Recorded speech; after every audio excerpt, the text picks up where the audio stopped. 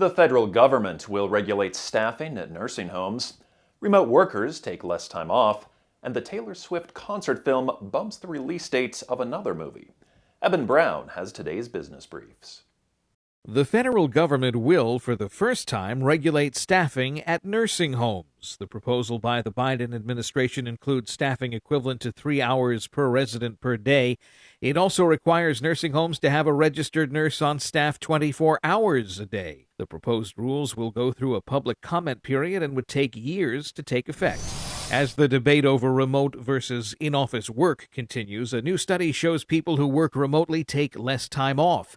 The HR platform provider Gusto analyzed data from its 300,000 business clients for 2022. According to this data, remote workers take 5.5 times less vacation time than non-remote workers. The study also found remote workers were 22% less likely to take any time off compared to in-office employees. The announcement of the Taylor Swift concert movie has pushed up the release date of another highly anticipated film. Taylor Swift: The Eras Tour will hit theaters October 13th. That was supposed to be the day the new film in the Exorcist franchise debuts, but distributor Universal announces The Exorcist Believer will be released a week earlier on October 6th. The film takes place 50 years after the events of the original Exorcist film. That's business. I'm Eben Brown. A new survey finds a majority of Americans say they're living paycheck to paycheck. The survey by Lending Club shows 61% of Americans say they struggled to make ends meet in July. That's up 2% from the previous year. The survey found 80% of Americans making less than $50,000 a year say they're living paycheck to paycheck. Along with inflation, some consumers say they're struggling with financial instability because of non-essential spending in areas such as travel and streaming services. The auto industry's transition from gas engines to electric gets a boost from the Biden administration. The Energy Department is offering automakers and suppliers $12 billion in grants and loans to update their manufacturing plants to build electric and hybrid vehicles.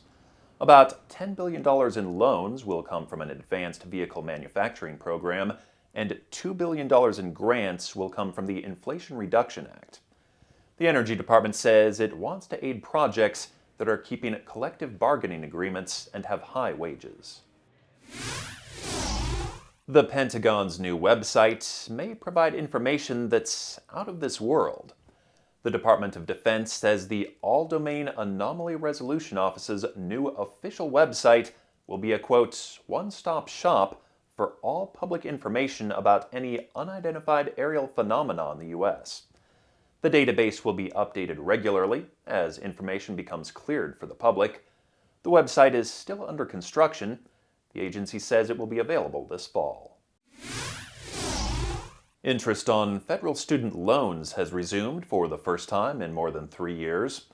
Borrowers still have until October 1st before payments are due again. Bills are expected to be sent out at least 21 days before the first due date. The Biden administration says it will not penalize borrowers who miss payments during the first year. The administration is also touting its new income-driven repayment plan, known as SAVE. For those who sign up for the plan, payments will be decided based off their current income and family size. Still ahead, an Arizona man making it his job to provide shelter for the homeless. How his acts of kindness are helping families who have no place to go.